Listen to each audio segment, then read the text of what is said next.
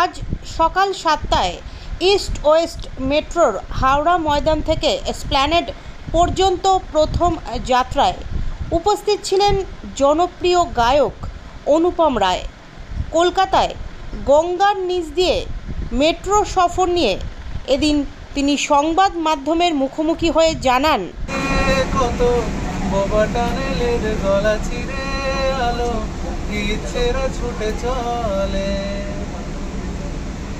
সারাটা দিন জুড়ে তুমি আনাগোনা করেছো সেই সুরে, তার রং লেগে আছে অবুঝের পেন্সিল, ফিরে গেছে কত বোবা টানেলের গলা চিরে আলো ইচ্ছেরা ছুটে চলে। ইচ্ছে করে এই গানটা গাইলাম যেহেতু টানেলের উল্লেখ আছে। আসার আগে কিছু আমাকে বলছিলেন যে বোবা টানেল গানটা কি এই মেট্রোকে উদ্দেশ্য করেই লেখা, কিন্তু সেটা অনেক আগেই লেখা, এই মেট্রো পরিকল্পনা শুরু হওয়ার আগে, কিন্তু আজকে কোথাও যেন দুটো এক হয়ে গেল। কিন্তু দুটো লাইনই মাত্র, আরেকটু শুনবো না সে অনুষ্ঠানে আসবে।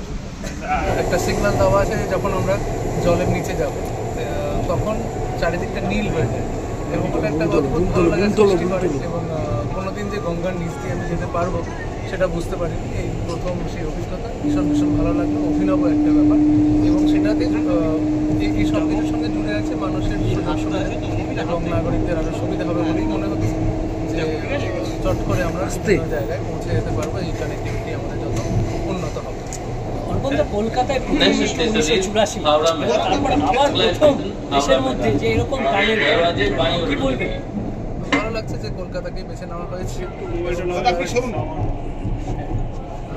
কলকাতার মেট্রোর সঙ্গে তো কলকাতার বহুদিনের যোগাযোগ, সেই মেট্রোর তারপরে ভারতের বিভিন্ন শহরে হয়েছে, কিন্তু এই যে জলের তলাধি মেট্রো এটা কলকাতার একটা অভিনব ব্যাপার এবং খুবই আনন্দদায়ক। 1984 মেট্রোর সময় অভিজ্ঞতা কি কিছু আছে? না, আমার তখন 2 বছর বয়স ছিল, আমার কোনো অভিজ্ঞতা নেই, কিন্তু তারপরে যখন আমি স্কুলে পড়ি তখন আমি মেট্রো চড়ি এবং খুব ভালো লেগেছিল প্রথম মেট্রো যাত্রা।